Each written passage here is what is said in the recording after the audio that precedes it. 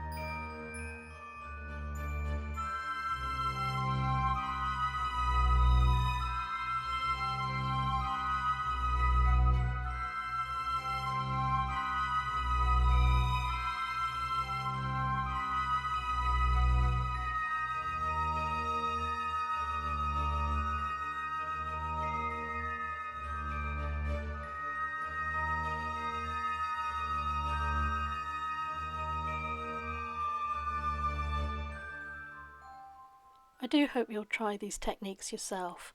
As you can see, you can cut your hill shapes from paper, you don't need any special equipment, and then you just use a dry baby wipe and some nice ink colours to create your design. I'm now taking away all of the masking that we put on earlier, and there's a lot of very lovely clean white space around that image. I'm using my Quickie glue pen to add some dots of glue to the top of my hills because I'm going to add some nice sparkly glitter to make it look like there's a shimmer of frost on the hills. I use a clear distress glitter and I'm just going to add that to the top of the hills and the glue will hold it in place. So I'm going to say thank you very much for watching. Do join me tomorrow for day 12 when I have not just one card, I have 9 cards because I got a little bit carried away for the last day. In the meantime, here's a close-up of today's card and I'll see you soon.